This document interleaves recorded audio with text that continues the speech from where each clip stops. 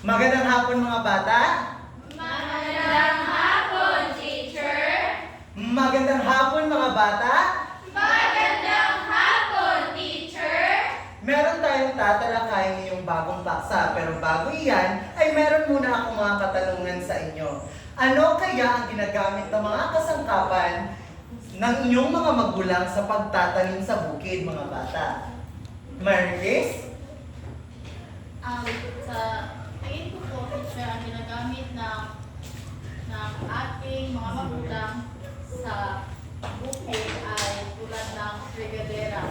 Dahil ito ginagamit nila upang sa pandilig ng halaman. Magaling. Sino pa ang merong idea kung ano ang ginagamit ng mga magulang nila sa pagtatanim sa bukid? Joanna? Ang ginagamit namin sa bukid, teacher, ay bolo, meron ring pala, baral, agaraw, at iba pa. Magaling, Joanna. Bigyan natin si Joanna ng magaling clap. Alam niyo ba kung ano yung magaling clap, mga bata? Hindi po, teacher! Kung gano'n, ay gagawin ko muna at susunod kayo. Ganito yun. 1, 2, 3. 1, 2, 3. Ang galing-galing! Ngayon, mga bata, tumayo ang lahat. 1, 2, 3. Ang galing-galing!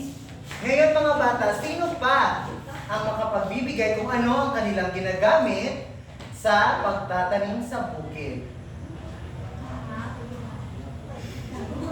Wala na o meron pa mga bata? Sige, Joanna. Ginagamit din ang karabaw, teacher, at araro. Magaling! Karabaw at araro ang ibang kasangkapan upang makapagtanim sa bukid. Ngayong hapon, ang tatalakayin nating paksa ay tungkol sa pakibasa, mga bata. Mga pangkalahatang kasangkapan sa bukid. Alam niyo mga bata, maraming mga kasangkapan na ginagamit natin sa bukid. Ngunit ngayong hapon, meron lamang tayong 5 na kasangkapan o kasangkapan sa bukid na ating itatalakay. Ngayon mga bata, basahin ang unang kasangkapan. Regadera, para sa pagpapain ng tubig sa mga halaman.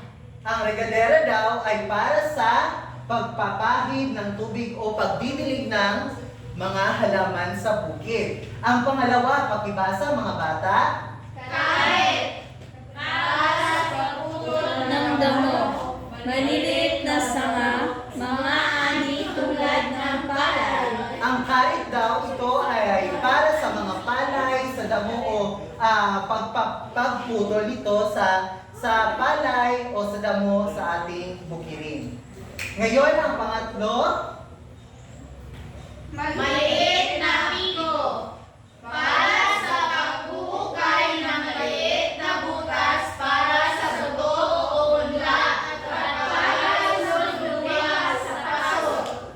ngayon mga bata, sino kaya o meron ba kayong ganito sa inyong bukirin mga bata? Opo, teacher! So, ang maliit na piko daw ay para sa paghuhukay na maliit na butas para sa buto o punla at pag-aayos ng lupa sa paso. Sino kaya dito, mga bata, ang nag-aayos ng lupa sa paso o yung pagtatanim sa paso? Yeah, Joanna. So, sino pa?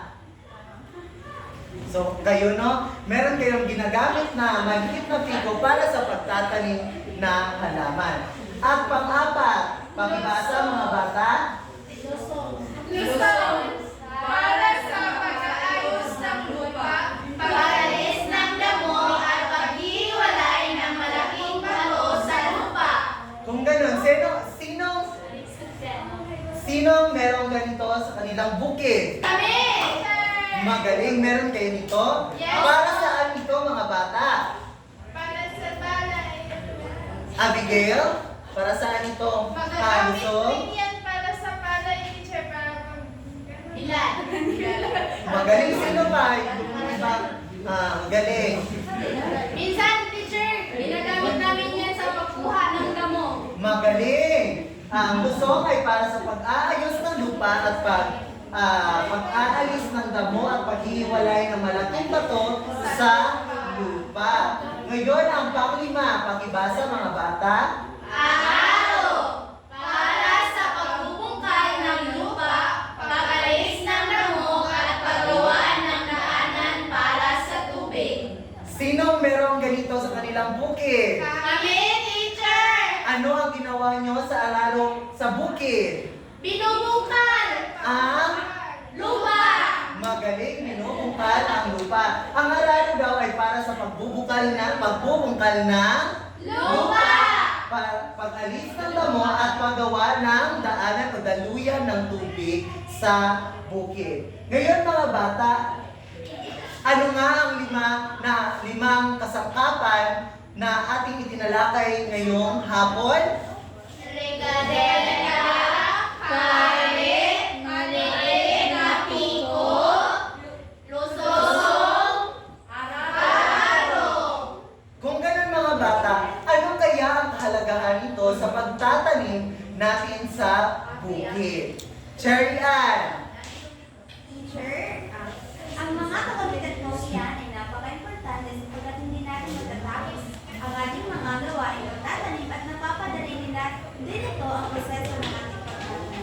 magaling! Bigyan natin si Cherry Ann ng 5,000 palakpak. 1,000, 2,000, 3,000, 4,000, 5,000. Congratulations! So, ngayon mga bata, sino pa ang makapagbibigay kahalagahan nito sa pagtatanim natin sa bukid? Kiara?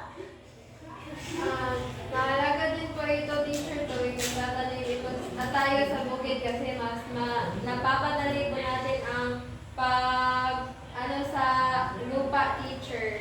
Magaling! Bigyan naman natin si Kiara ng 5,000 palakpak again. 1,000, 2,000, 3,000, 4,000, 5,000. Congratulations! Kung ngayon mga bata ay meron ako iginawang pagpapangkat para sa inyo.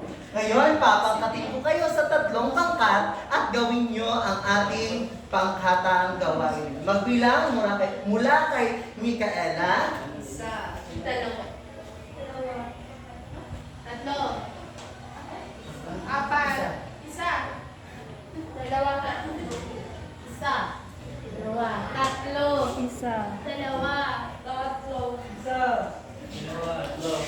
3.